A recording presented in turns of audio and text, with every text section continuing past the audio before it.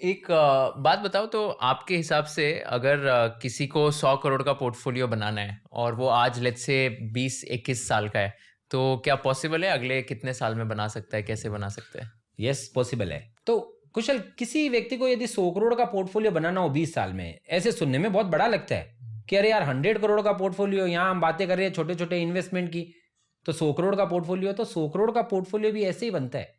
आज जिन लोगों ने प्रॉपर्टीज के अंदर में बहुत बड़ी वेल्थ बना रखी है, उन्होंने वेल्थ कुछ इस तरीके से बनाई है। आज जिस हमारे हर एक व्यक्ति के परिवार के अंदर में एक दो ऐसे कनेक्ट हमको मिल ही जाते हैं जिनके पास में 500 करोड़ की प्रॉपर्टी है या 100 करोड़ की प्रॉपर्टी है। उन्होंने कोई रातों रात ये 100 करोड़ की प्रॉपर्टी नहीं बनाई थी।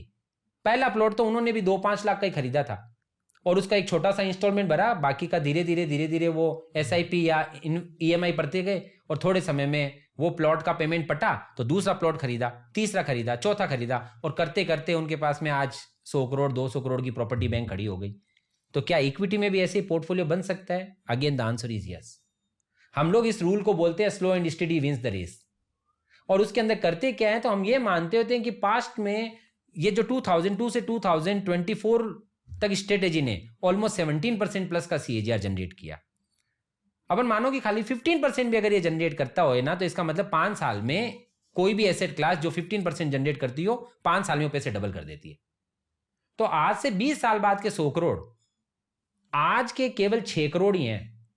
आज का 6 करोड़ 5 साल बाद अपने आप 12 हो जाएगा अगर वो 12% 15% जनरेट करता है। तो 5 साल से 10 साल में वो 25 हो जाएगा, 12 का डबल। 10 से 15 साल में वो अगेन 25 का डबल हो गया 50, और 15 से 20 साल में वो 50 100 हो गया। तो पॉइंट है कि आज का 6 करोड़ आपका 20 साल बाद का 100 करोड़ हो गया। पर अब अगला क्वेश्चन आता है कि भैया 6 करोड़ भी तो होने चाहिए। 6 करोड़ ही नहीं हो तो क्या करेंगे हम आज? तो पॉइंट यहां पर यह है कि भाई दो तरीके की एज वाले लोगों का पॉइंट है। अगर वो व्यक्ति रियल में 20 साल का है तो उसके पास नहीं होंगे ऐसे पैसे। वो तो शुरुआत में एक छोटी सी एसआईपी से पहले धीरे धीरे थोड़ा पैसा इकट्ठा करेगा, फिर काम शुरू करेगा। पर उसका विजन भी यदि वो 20 की जगह 30 साल का कर देवे कि 30 साल बाद मुझे चाहिए 100 करोड़, तो वही 6 करोड़ आज का 1.5 करोड़ का पोर्टफोलियो हो गया। क्योंकि वो 1.5 करोड़ का पोर्टफोलियो 5 साल में 3 का बन जाएगा, 10 साल में 6 का, और उसके बाद के 20 साल की तो यही स्टोरी है।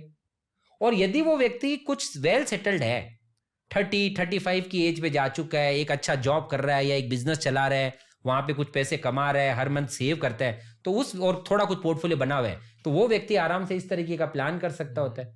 अब वो ऐसा प्लान करता है तो अपन ने क्या देखा था, अपन ने यहां देखा कि अलग अलग प्लान समझे थे जिसमें आप पूरा 100% पैसा भी अकाउंट में डाल सकते हो, या आपके पास में पता चलता है आपने 30% ही डाला, 70% आपका ऑलरेडी कहीं इन्वेस्टेड है।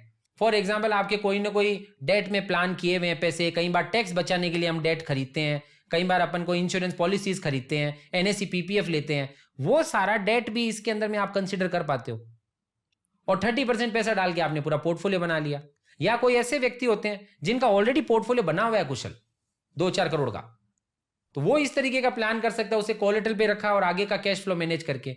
तो अकॉर्डिंगली इसका पॉइंट ये है कि आप स्लो एंड स्टडी धीरे धीरे काम करते जाइए, और लॉन्ग रन में पता चलता है कि आपका वो पैसा, छोटा सा पैसा भी मल्टीफोल्ड हो जाता है। तो ये जैसे एक स्टोरी देखा हमने कि कैसे 1 करोड़ 33 करोड़ तक पहुंचा। तो वो 1 करोड़ 33 करोड़ तक 22 ईयर्स में क्यों पहुंचा? क्योंकि मार्केट बढ़ता है तो आप बढ़ते हो। मार्केट 71% बढ़ा, आप 68 बढ़े, क्योंकि आपका 3-3.5% का कॉस्ट है।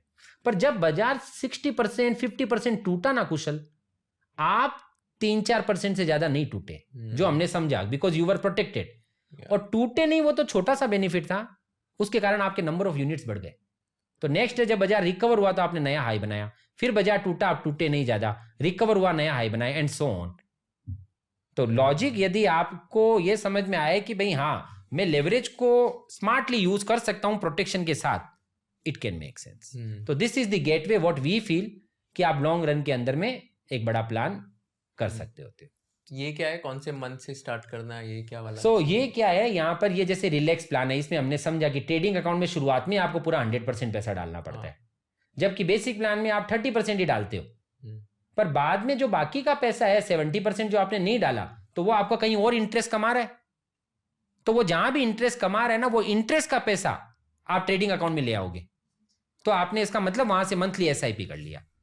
इसी तरह से ही पावर बूस्टर प्लान हमने समझा कि 10% पैसा डाला आपने क्योंकि आपका स्टॉक पड़ा था, और 1% आप जो डेट वाला पैसा जो इंटरेस्ट जनरेट कर रहा है वहां से आप ट्रेडिंग अकाउंट में ले आओगे। और इसके अलावा कंफर्ट और मैराथन प्लान भी है। अब कंफर्ट प्लान क्या करता है कि इन्वेस्टर को ये पॉइंट समझ में आता है कि भाई ये 30 रुपीज में तो सर ये 100 का पोर्टफोलियो बनता है ना, तो अच्छा है, लेकिन अभी आपने भी थोड़ी देर पहले क्वेश्चन पूछा था कि 50-50 क्यों नहीं।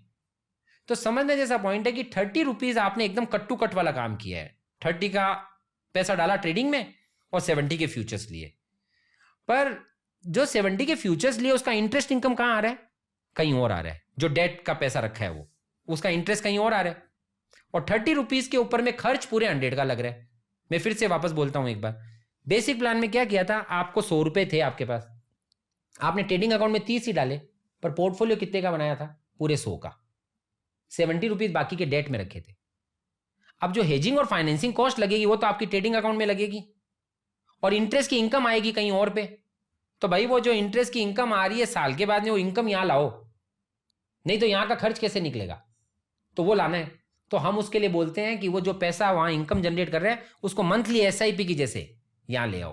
प्रॉपर्टी में हम यही करते हैं, 100 की प्रॉपर्टी लेते हैं, 30 पे करते हैं, बाकी के 70 का ईएमआई भरते रहते हैं।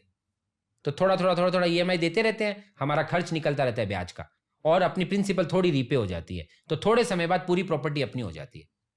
बस सेम काम अपने यहां किया कि 30 रुपीज आपने शुरुआत में दे दिए कुशल, और 1 रुपीज का ईएमआई कर दिया, जिसको एसआईपी बोलते हैं, ताकि साल भर में हमारे को 8.5 रुपए का जो खर्च है उसकी जगह 12 रुपया और नया इन्वेस्ट कर दिया आपने।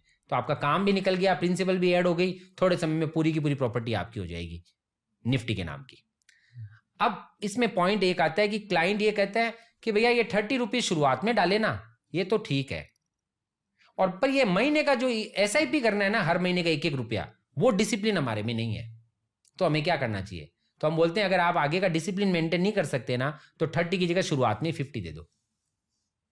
करोड़ का काम किया तो 50 लाख डाल के काम करो अपना, ताकि क्या होगा कि आपको अगले 3 साल तक भी जो एसआईपी करने की जरूरत थी ना, वो नहीं पड़ेगी।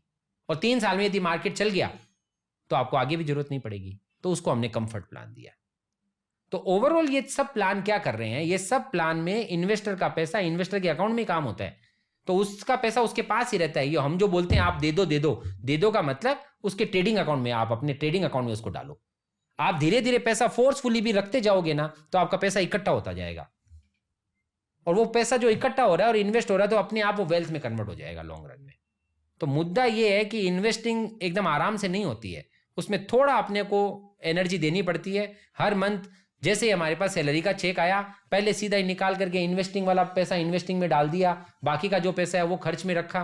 तो थोड़े समय में जो इन्वेस्टिंग वाला पैसा इकट्ठा होते होते एक वेल्थ क्रिएशन का काम करता है। तो ये अलग अलग प्लान व्यक्ति की कैसी नीड है उसके हिसाब से बनाए। If you learned something new from this video, do share it with your friends and subscribe to this channel so that we can bring you the best content possible. Also, if you want to watch this entire episode, click on the link in the description box and you can go to Kushal Lodha YouTube channel and watch the entire podcast episode. Thank you so much for watching this and have an amazing day.